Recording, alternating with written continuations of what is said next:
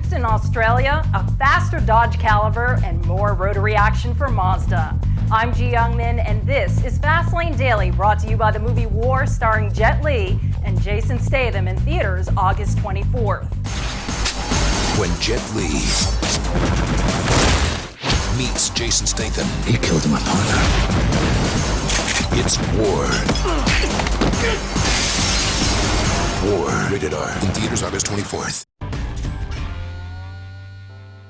We haven't seen them in the U.S. since the mullet was high fashion. They're the pickup cars once known as the El Camino. But these party in the front, business in the back animals never went away in Australia.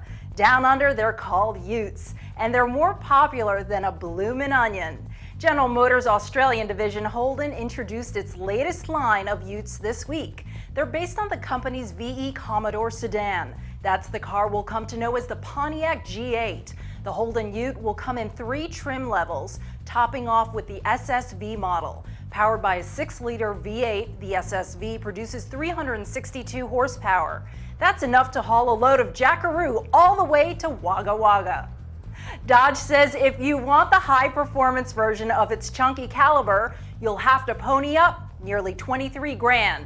That's the MSRP of the new Dodge Caliber SRT4. Tuned by the company's Street and Racing Technology division, the Caliber SRT4 sports a turbocharged 2.4-liter 4, producing 285 horsepower and 265 foot-pounds of torque. That's 15 less than the 300 horsepower many predicted the SRT4 would produce. Hilary Duff's manager says her next role won't be driving a Porsche. The 19-year-old singer and actress, still best known as Lizzie McGuire, was reportedly banned from getting a new Cayenne Turbo. That, she says, at the request of Duff's manager, who says her driving skills just don't cut it. As smart decisions go, that's Hilary Duff 1, Lindsay Lohan -437.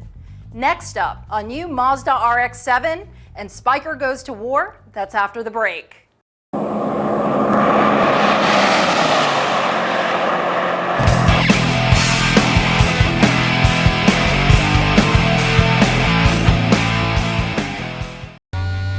Want to be a part of the Fastlane Daily team? Go to our feed at feed.fastlanedaily.com and help us vote for the stories you want to see on tomorrow's show.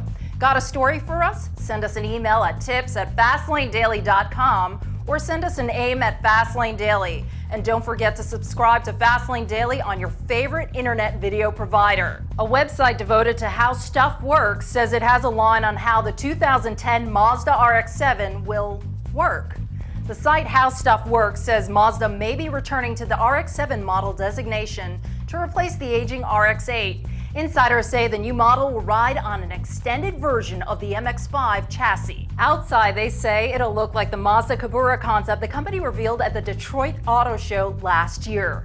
Inside, they say it'll be powered by an updated rotary engine with a new hybrid turbocharger system.